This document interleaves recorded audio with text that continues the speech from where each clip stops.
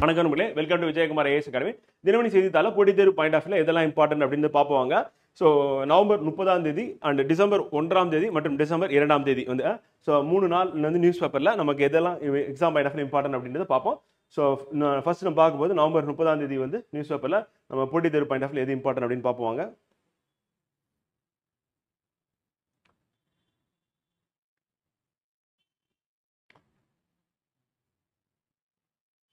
Political and regional news தான்.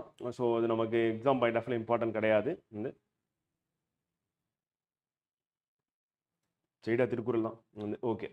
So திருக்குறளில் வந்து பார்த்தீங்கன்னா எதிரதா காக்கும் அறிவினார்க்கு இல்லை அதிர வருவதோர் நோய் வந்து ஸோ வரப்போவதை முன்னே அறிந்து காத்து கொள்ள வல்ல அறிவுடையாருக்கு அவன் நடுங்கும்படியாக வரக்கூடிய துன்பம் ஒன்றும் இல்லை அப்படின்றது அறிவுடைமையில திருக்குறள் வந்து 429 வள்ளுவர் சொல்லியிருக்காரு அப்படின்னு சொல்கிறோம். ஸோ அப்போ அறிவுடையர் அப்படின்னா துன்பம் வரதுக்கு முன்னாடி அவர் காத்துக்கிற மாதிரி அவர் என்ன செய்யணுமோ அதை செஞ்சிருவார் அப்படின்றதான் வள்ளுவருடைய கருத்தா வந்து இருக்கு அப்படின்னு சொல்கிறோம்.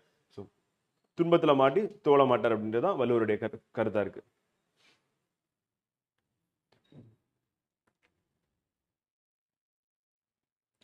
பொலிட்டிக்கல் நியூஸ் தான். அண்ட் ஸ்போர்ட்ஸ்லேயும் வந்து பார்த்தீங்கன்னா இன்றைய தினம் வந்து டிசம்பர் 2 வந்து பார்த்தீங்கன்னா அவங்களுக்கு அந்த வின் பண்ணது வந்து வந்துருச்சு. வந்து ஒன்று வந்து இதுனா பேட்மிண்டனில் யார் வந்து பார்த்தீங்கன்னா வின் பண்ணாங்க அப்படின்றது வந்து வந்திருக்கு. அவ்வளோ. ஸோ நியூஸ் பேப்பர் மட்டும் தான் ஃப்ரெண்ட் வந்து அன்றைய தினத்தில் இம்பார்ட்டன்ட். ஸோ அதுக்கு அடுத்து வந்து பார்த்தீங்கன்னா இந்த புயல் பற்றியும் நம்ம இன்றைய நியூஸ் பேப்பர் டிசம்பர் 2ஆம் தேதி வந்து நம்ம நோட் பண்ணியிருக்கோம். வந்து ஸோ ஏன்னா கரையை கடந்துருச்சு அப்படின்னா எங்கே கடந்துருச்சு அப்படின்றது மட்டும் நமக்கு இம்பார்ட்டன்ட். ஸோ அந்த பேசிஸில் நம்ம அந்த பாயிண்ட் ஆஃப் வியூவில் நமக்கு எக்ஸாமில் கொஸ்டின் கேட்கறதுக்கான வாய்ப்பு இருக்குது. ஸோ அதனால் அதை நம்ம நோட் பண்ணியிருக்கோம். வந்து அது இம்பார்ட்டன்ட்.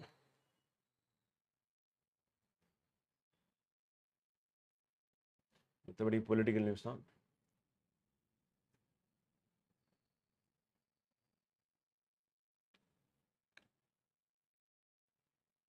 ஓகே ஃப்ரெண்ட், இந்த 2 தினமும் பெருசாக இல்லை. வந்து அண்டு இன்னைக்கு நியூஸ் பேப்பரில் மார்னிங் ஸோ பெஞ்சால் புயல் வந்து பார்த்தீங்கன்னா வங்கக்கடலில் உருவான பெஞ்சால் புயலால் மரக்காணம் புதுச்சேரி இடையே கரையை கடந்தது அப்படி சொல்லி பார்க்குறோம். புயல் காரணமாக சென்னை, காஞ்சிபுரம், திருவள்ளூர், செங்கல்பட்டு மாவட்டங்களில் கனமழை பெய்து, விழுப்புரம் மாவட்டத்தில் கனமழை பெய்து வச்சுக்கிறது. ஸோ அப்போ பெஞ்சால் புயல் வந்து எங்கே கரையை கடந்தது அப்படின்றது இம்பார்ட்டன் வந்து கேட்டாங்க அப்படின்னா மரக்காணம் அண்ட் புதுச்சேரி இடையே கரையை கடந்தது வச்சுக்கிறோம். இதனால் பாதிக்கப்பட்டதுன்னா யூனியன் பிரதேசமான புதுச்சேரி அண்ட் தமிழ்நாடு வச்சுக்கோங்க. இது எங்கே வரையும் போகணும், வெஸ்டர்ன் காட்ஸை கடந்து கேரளா வரையும் போகக்கூடியது வச்சுக்கிறோங்க. அடுத்து டாலருக்கு மாற்று ஏற்படுத்த முயன்றால் வந்து 100% வரி அப்படின்னு சொல்லிட்டு டொனால்ட் ட்ரம்ப் வந்து சொல்லியிருக்காரு. இவர் வந்து ஜனவரி 20ஆம் தேதி வந்து பார்த்தீங்கன்னா அமெரிக்க அதிபராக பதவி இருக்கிறார் சொல்லி பார்க்குறோம். வந்து ஸோ அதுக்குள்ளே வந்து பார்த்தீங்கன்னா இவர் வந்து ஏகப்பட்ட இதை வந்து அனௌன்ஸ் பண்ணிட்டு இருக்காரு. ஸோ அதில் ஒன்று இன்னைக்கு நமக்கு நியூஸ் வந்திருக்காது. இந்த பிரிக்ஸ் கூட்டமைப்பில் வந்து பிரேசில், ரஷ்யா, இந்தியா, தென்னாப்பிரிக்கா, சீனா, ஈரான், சவுதி அரேபியா, எத்தியோப்பியா, ஐக்கிய அரபு அமீரம் ஆகிய நாடுகள் உறுப்பினர்களாக உள்ளன அப்படின்னு சொல்லி பார்க்குறோம். ஸோ நம்ம எக்ஸாம் பாயிண்ட் ஆஃப் வியூல வந்து பிரிக்ஸ்ல யாரெல்லாம் இருக்கிறாங்க அப்படின்றது வந்து இம்பார்ட்டன்ட். ஸோ அதை பேஸ் பண்ணி நம்ம கொஸ்டின் கேட்கறதுக்கான வாய்ப்பு இருக்கு. அதே மாதிரி சில நாடுகள் இந்த கூட்டமைப்பில் உறுப்பினர்களாக சேர விண்ணப்பித்துள்ளன. அது எது அப்படின்னு பார்த்தீங்க அப்படின்னா துருக்கி, அஜர்பைஜான், மலேசியா வந்து சேர விருப்பம் தெரிவித்திருக்கு. நமக்கு ஆல்ரெடி பிரிக்ஸ் அந்த விரிவாக்கமே வந்து Brazil, Russia, India, China, south Africa அப்படின்னு நம்ம தெரியும். ஸோ அது மட்டும் இல்லாமல் வேற என்னென்ன இருக்கு அப்படின்னு வந்து பார்த்தீங்கன்னா ஈரான் இருக்கு, சவுதி அரேபியா இருக்கு, எத்தியோப்பியா இருக்கு, அண்ட் எகிப்து, ஐக்கிய அரபு அமீரகம் வந்து யுஏஇன்னு சொல்லுவாங்க. ஸோ அதெல்லாம் உறுப்பினர்களாக இருக்கு அப்படின்னு. ஸோ இதில் சேர விண்ணப்பத்தை தெரிவித்த சில நாடுகள் இருக்கு. உலக நிதிசார் அமைப்பில் பல ஆண்டுகளாக அமெரிக்கா ஆதிக்கம் செலுத்தி வருகிறது வச்சுக்கிறாங்க. ஸோ அப்போ உலக நிதிசார் அமைப்பு அப்படின்னு பார்க்கும்போது வேர்ல்டு பேங்காக இருக்கட்டும், IMF இருக்கட்டும், அதில் வந்து அமெரிக்காவோட ஆதிக்கம் அதிகமாக இருக்கு. இதை கட்டுப்படுத்தும் விதமாக டாலருக்கு மாற்றாக தங்கள் நாட்டு பணத்தின் மூலமே பரிவர்த்தனைகளை மேற்கொள்ள பிரிக்ஸ் கூட்டமைப்பில் உள்ள இந்தியா உள்ளிட்ட நாடுகள் பல்வேறு முன்னெடுப்புகளை தொடங்கி வருகின்றன. ஸோ இது குறித்து வந்து பார்த்தீங்கன்னா ஏற்கனவே வந்து ரஷ்ய அதிபர் வந்து பேசியிருப்பாரு. ஸோ அதுக்கு எதிரொலியாக தான் இப்போ இவர் வந்து அறிக்கை வந்து விட்டிருக்காரு. ஸோ அமெரிக்க டாலருக்கு மாற்றாக புதிய பணத்தை உருவாக்குவோ அல்லது வேறு ஏதேனும் ஒரு நாட்டின் பணத்தை ஏற்றுக்கொள்ளவோ பிரிக்ஸ் கூட்டமைப்பு நாடுகள் முயன்றால் அந்த நாடுகள் அமெரிக்காவுக்கு ஏற்றுமதி செய்யும் பொருட்கள் மீது 100% வரி விதிக்கும் தாங்க மாட்டேன் அப்படின்னு சொல்லிட்டு இவர் வந்து மிரட்டியிருக்காரு. உலக அளவில் வர்த்தக பரிவர்த்தனை தற்போது ஸ்விஃப்ட் எனப்படும் உலக வங்கியின் வலைப்பின்னல் மூலம் மேற்கொள்ளப்பட்டு வருகிறது. இதற்கு மாற்றாக புதிய பரிவர்த்தனை அமைப்பை உருவாக்கும் மேற்கத்திய நாடுகளுடன் அதன் மூலம் வர்த்தகத்தை சுமூகமாக நடத்தும் ரஷ்யா வலியுறுத்தி வருவது குறிப்பிடத்தக்கது. ஏன்னா ரஷ்யா வந்து அமெரிக்க டாலர் யூஸ் பண்ண சொல்லிட்டாங்க. ஆனால் ரஷ்யா வந்து ஆல்டர்னேட்டா வேற எந்த கரன்சி யூஸ் பண்ணலாம் அப்படின்ற மாதிரி யோசிக்கும் போது அவங்க நாட்டு கரன்சியை நம்ம வந்து டிரான்சாக்ஷன் வச்சுக்கலாம் அப்படின்ற மாதிரி ரஷ்யா ஆல்ரெடி பேசியிருக்காரு. பிரிக்ஸ் சமிட்ல வந்து யார் பேசினாருன்னா ரஷ்யாவுடைய அதிபர் வந்து பேசினாரு. ஸோ அதனுடைய எதிரொலி தான் இது வந்து பேசியிருக்காங்க அப்படின்னு. ஸோ அப்போ பிரிக்ஸ் கூட்டமைப்பை பற்றி நமக்கு தெரியணும். அந்த டிரான்சாக்ஷன் பண பரிவர்த்தனை ஸ்விஃப்ட் அப்படின்றது வந்து உலக வங்கியின் மூலமாக நடைபெறுது அப்படின்னு நம்ம தெரியணும். நம்ம ஏற்றுமதி செஞ்ச பொருள் இறக்குமதி செய்யக்கூடிய பொருள் ரெண்டுத்துக்கும் வந்து டாலர் மதிப்பில் தான் என்ன பண்ணணும் கணக்கிட்டு நம்ம சப்போஸ் இறக்குமதி அதிகமாக பண்ணோம் அப்படின்னா டாலர்ல தான் நம்ம ரீபே பண்ற மாதிரி இருக்கு வச்சுக்கணும். ஸோ உலகம் முழுக்க பெரும்பாலான நாடுகள் இதுதான் இருக்கு. இப்போ இந்தியா வந்து பார்த்தீங்கன்னா டாலர் வந்து பயன்படுத்தக்கூடாது இப்போ ரஷ்யா விடும் அப்படின்னா ரஷ்யா கிட்ட இருந்து நம்ம வந்து எரிபொருள் வந்து நம்ம வாங்குறோம், எக்ஸாம்பிள் வந்து பார்த்தீங்கன்னா நேச்சுரல் கேஸ் வாங்குறோம் அப்படின்னா, ஸோ அதுக்கு நம்ம ரீபே பண்றது டாலர்ல பே பண்ண முடியாத நிலை வரும்போது நம்ம இந்தியன் ரூபியிலே பே பண்றோம் அப்படின்ற மாதிரி நம்ம ஒரு முடிவு கொண்டோம் வந்து. ஸோ அடுத்து மெத்தம்பெட்டைன் வந்து பார்த்தீங்கன்னா பெட்டமைன் வந்து. ஸோ மெத்தம்பெட்டமைன் அப்படின்றது என்ன அப்படின்ற மாதிரி கேட்டாங்கன்னா போதைப் பொருள் அப்படி போகுது. ஸோ போதைப் பொருள் தொடர்பாக வந்து பார்த்தீங்கன்னா கேள்வி அப்படின்றத விட அந்த கெமிக்கல் காம்பவுண்ட் எதுக்காக இருக்கு அப்படின்ற மாதிரி என்னவா இருக்கு அப்படின்றது எக்ஸாம் பாயிண்ட் ஆஃப் இம்பார்ட்டன்ட் வந்து. அடுத்து உலகிலே மிக அதிகமான நெடுஞ்சாலை விபத்துகளுடன் இந்தியா முதலிடம் வகிக்கிறது அப்படின்னு. ஸோ அப்போ அதிக நெடுஞ்சாலை விபத்து நடைபெறக்கூடிய நாடு எது அப்படின்னா இந்தியா அப்படின்னு பார்க்கணும். ஸோ இது கவலை அளிக்கக்கூடிய ஒரு விஷயம் தான் வந்து ஒவ்வொரு மணி நேரமும் வந்து பார்த்தீங்கன்னா 15 இந்தியர்களை வந்து பார்த்தீங்கன்னா நாம் சாலை விபத்தில் இழக்கிறோம் அப்படின்னு சொல்லி கணக்கீடு வந்து சொல்லியிருக்காங்க. ஸோ அந்த மாதிரி அதிகப்படியான சாலை விபத்து நடக்கக்கூடிய நாடா வந்து எது இருக்குன்னா இந்தியா இருக்கு அப்படின்னு சொல்லியிருக்காங்க நெடுஞ்சாலை வந்து. அடுத்து பேதமை என்பது ஒன்று யாதெனின் ஏதம் கொண்டு ஊதியம் போகாவிடன். பேதமை என்று சொல்லப்படுவது யாது என்றால் தனக்கு கெடுதியானதை கை கொண்டு ஊதியமானதை கைவிடுவதாகும் வந்து. ஸோ திருக்குறள் வந்து பார்த்தீங்கன்னா எண் வந்து 831 அதிகாரம் வந்து பேதமை அப்படின்னு சொல்லிட்டு வந்து. ஸோ நமக்கு ஊதியமா இருக்கிறத கைவிட்டுட்டு தப்பானதை வந்து பார்த்தீங்கன்னா நமக்கு பாதிப்பை ஏற்படுத்தக்கூடிய நம்ம கையில் எடுக்கிறது அப்படின்னு தான் பேதமை அப்படின்னு சொல்லி வள்ளுவர் வந்து சொல்றாரு அப்படின்னு வந்து. அடுத்து எண்ணும் எழுத்தும் திட்டம் இன்றைய செய்தித்தாள் வந்ததுதான். அரசு பள்ளிகளில் 1, 2, 3ஆம் வகுப்பில் கற்பித்தல் கற்றலின் தரத்தை மேம்படுத்துவதற்காக எண்ணும் எழுத்து திட்டம் தொடங்கப்பட்டது. 2025ஆம் ஆண்டுக்குள் மாநிலத்தில் உள்ள அனைத்து மாணவர்களும் அடிப்படை கல்வி அறிவு மற்றும் எண்ணியல் திறன்களை அடைவதை உறுதி செய்வதே இத்திட்டத்தின் நோக்கமாகும் அப்படின்னு சொல்லிக்கிறோம். ஸோ அப்போ எண்ணும் எழுத்தும் அப்படின்ற திட்டம் வந்து எதுக்காக கொண்டு வந்தாங்க அப்படின்றது நம்ம கேள்வியாக கேட்கறதுக்கான வாய்ப்பு இருக்கு. கேட்டாங்கன்னா எந்தெந்த வகுப்புனா 1, 2, 3. ஸோ அது வந்து என்ன சொல்லணும் 1லேருந்து 5, 5லேருந்து 6லேருந்து 10 அந்த மாதிரி கொடுத்துருவாங்க வந்து பார்த்தீங்கன்னா. ஸோ அதனுடைய நோக்கமே என்னன்னா மாணவர்கள் அடிப்படை கல்வி அறிவு மற்றும் எண்ணியல் திறன்களை அடைவதை உறுதி செய்வது இந்த திட்டத்தின் நோக்கம். எப்பன்னா 2025க்குள்ள. ஸோ அதை வந்து இப்போ மதிப்பீடு செய்யறதுக்காக இப்போ நியூஸ்ல வந்திருக்கு கரண்டா அரசு முடிவு பண்ணியிருக்காங்க.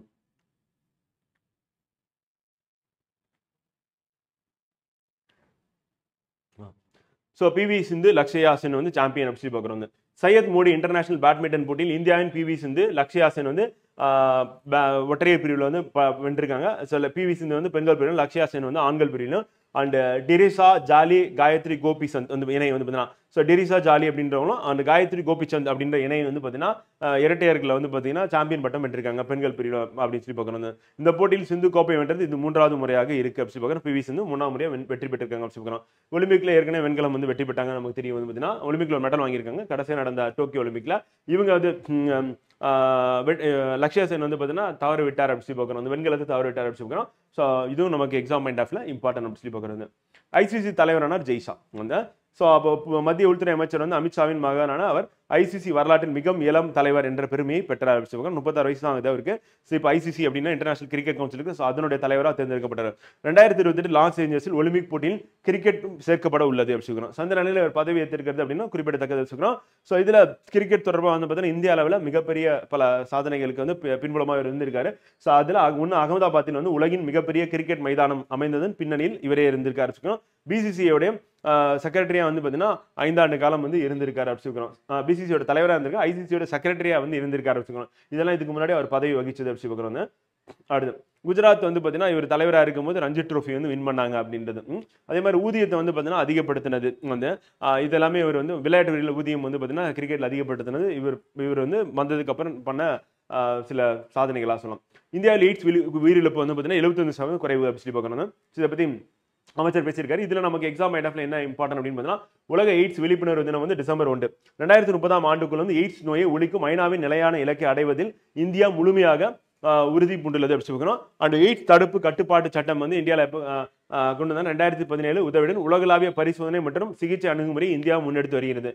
தேசிய எய்ட்ஸ் கட்டுப்பாட்டு அமைப்பும் மற்றும் மாநில எய்ட்ஸ் கட்டுப்பாட்டு அமைப்புகள் வந்து 95 என்ற உத்தியை பயன்படுத்தி வருகின்றன. வந்து மீனிங் என்ன அப்படின்னா 95% நோயாளிகள் தங்களுக்கு HIV தொற்று இருப்பதை அறிந்திருக்க வேண்டும். வந்து 95% பேர் சிகிச்சை பெறுவதை உறுதி செய்ய வேண்டும். வந்து 95% பேர் ஆன்டி ரெட்ரோ வைரல் சிகிச்சை மூலம் வைரஸின் தாக்கத்தை குறைக்க வேண்டும். வந்து தற்போது 81% நோயாளிகள் தங்கள் HIV நிலையை அறிந்திருக்கிறார்கள். 88% பேர் சிகிச்சை பெற்று வருகின்றனர். 97% பேர் வைரஸ் தாக்கத்தை குறைத்துள்ளனர். இது வரவேற்கத்தக்க ஒன்று. உலக மக்கள் தொகையில் 0.7% இருக்கும் எய்ட்ஸ் பாதிப்பு இந்தியாவில் 0.2% உள்ளது. இந்திய மருந்து நிறுவனங்கள் ஆப்பிரிக்கா மற்றும் லத்தீன் அமெரிக்கா உள்ளிட்ட பல்வேறு பகுதிகளுக்கு மலிவு விலையில் எய்ட்ஸ் சிகிச்சைக்கான மருந்துகளை வழங்குகின்றன அப்படின்னு சொல்லியிருக்காங்க. இதுவும் வந்து வரவேற்கத்தக்க உலக நாடுகளுக்கு மருந்து பொறுத்தவரை அதிகமாக ஏற்றுமதி செய்யக்கூடிய நாடு எதுனா இந்தியா அப்படின்னு சொல்லி பார்க்கணும் உலகிலேயே. அது இம்பார்ட்டன். அடுத்து அதிபர் தேர்தல் வெற்றி பெற்ற டொனால்ட் ட்ரம்ப் வந்து பார்த்தீங்கன்னா ஜனவரி இதில் பதவி இருக்கிறார் அப்படின்னு சொல்லி பார்க்குறோம். ஸோ அவர் வந்து இந்திய வம்சாவளியை சேர்ந்தவர் வந்து பார்த்தீங்கன்னா காஷ் பட்டேல் அப்படின்றவர் வந்து FBI-யின் தலைவராக நியமனம் பண்ணியிருக்காரு. ஸோ அதுவும் இம்பார்ட்டன்ட் எக்ஸாம் பாயிண்ட் ஆஃப் வந்து அடுத்து ரஷ்யா ராணுவத்துக்கு முன்னெப்பதும் இல்லாத அளவுக்கு நிதி ஒதுக்கீடு வந்து. ஸோ ஒரு போருக்கு நிதி ஒதுக்குறது அப்படின்றது தேவையற்ற ஒரு செயல் அப்படின்ற மாதிரி நம்ம சங்க இலக்கியிலேருந்து இக்கால தலைவர்கள் பலர் வந்து சொல்லிட்டு இருக்காங்க.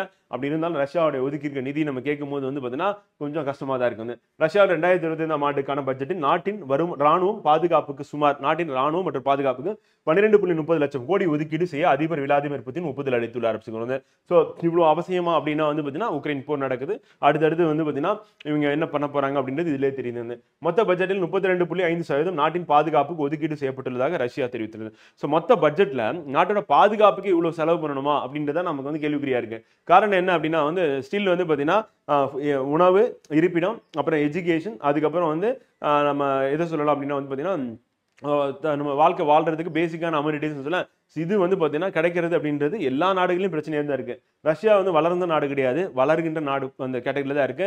ஸோ டெவலப்பிங் கண்ட்ரிஸ் அப்படின்ற கேட்டகரியில் ரஷ்யா இருக்கு, சைனா இருக்கு, இந்தியா இருக்கு, பிரேசில் இருக்கு, அண்ட் சவுத் ஆப்பிரிக்கா இருக்கு. அதான் பிரிக்ஸ் அப்படின்ற கூட்டமைப்பு ஏற்படுத்திருக்கான்னு சொல்லி பார்க்கணும். ஸோ அப்படி இருக்கும்போது வளரும் நாடுகளில் இருக்கக்கூடிய ரஷ்யா அப்படின்றது இவ்வளோ நிதி ஒதுக்கணும் அப்படின்றது அவசியமா அப்படின்றது தான் இருக்கு. அதுமாதிரி அண்டை நாடான உக்ரைன் நேட்டோ அமைப்பில் உறுப்பு நாடாக இணைவதற்கு எதிர்ப்பு தெரிவித்து 2022 ரஷ்யா போர் தொடுத்தது. இது ஐரோப்பியாவில் 2ஆம் உலக போருக்கு பிறகு நடந்த மிகப்பெரிய மோதலாக கருதப்படுகிறது. ஸோ பாதுகாப்பு அச்சுறுத்தல் அப்படி சொல்லி சொல்றாங்க. இப்போ ரஷ்யா வந்து நேட்டோ படையினர் தாக்குது அப்படின்னும் போது மற்ற நாடுகள் பார்த்துட்டு சும்மா இருக்க போதில்லை, இந்தியாவும் சும்மா இருக்க போதில்லை, சைனாவும் சும்மா இருக்க போதில்லை, பதில் தாக்குதல் பண்ணுவாங்க அப்படின்றது எல்லாருக்குமே தெரிஞ்ச ஒரு விஷயம் தான். ஸோ அப்படி இருக்கும்போது அவங்க இணைஞ்சாலும் இதனால த்ரெட் அப்படின்றாங்க. என்ன த்ரெட் வந்துடும் அப்படின்னு ஒன்றும் புரியல. வந்து இந்த பாலிடிக்ஸ் அப்படின்றது தேவையா அப்படின்னு பார்க்கணும். ஆஃப்டர் கோவிடுக்கு அப்புறம் வந்து பார்த்தீங்கன்னா மக்கள் வந்து செத்து மடிஞ்சது எக்கச்சக்கமா. ஸோ அப்போ வந்து பார்த்தீங்கன்னா உலக அளவில் வந்து பார்த்தீங்கன்னா ஒரு பெரிய பேரிடரை வந்து நம்ம சந்திச்சோம். ஸோ அப்போ இனிமேல் நம்ம ஒற்றுமையா இருக்கணும் அப்படின்ற மாதிரி நிலை ஏற்படாம அகைன் திருப்பியும் வந்து Russia Ukraine war and Israel வந்து பாலஸ்தீனத்தில் வந்து பார்த்தீங்கன்னா அமாஸ் படைக்கு எதிரான வார் அப்படின்னு தொடர்கதையாக இருக்கு அப்படிங்கிறாங்க. ஸோ அப்போ ஒரு நாடே வந்து பார்த்தீங்கன்னா போருக்கு வந்து பார்த்தீங்கன்னா தயாராகுது அப்படின்னும் போது இதை முன்னுதாரணமாக எடுத்துக்கிட்டு பல அமைப்புகள், சிறு குழுக்கள், தீவிரவாத அமைப்புகள் வந்து பார்த்தீங்கன்னா போர் கருவிகள் வந்து ஆயுதங்களை கையில் ஏந்திட்டு போர் புரியறதை வந்து நம்ம அவங்களை குறை சொல்றதுக்கு வேலையே இல்லை அப்படின்ற மாதிரி. ஸோ இவங்க தான் நாடுகள் வந்து முன்னுதாரணமாக இருந்தால் தான் நம்ம என்ன பண்ணணும், டெரரிசத்தை நம்ம கட்டுப்படுத்த முடியும். இந்த மாதிரி பிரிவினைவாத குழுக்களா இருக்கட்டும் அல்லது அவங்களுடைய கோரிக்கையை வந்து பார்த்தீங்கன்னா ஆயுதம் இல்லாத வழியில நம்ம வந்து ஆன்சர் பண்றதுக்கு சரியா இருக்கும் சொல்லி வந்து. ஸோ இது நமக்கு ஒரு கவலை அளிக்கக்கூடிய ஒரு விஷயமா தான் இருக்கு அப்படி சொல்லி பார்க்குறோம்.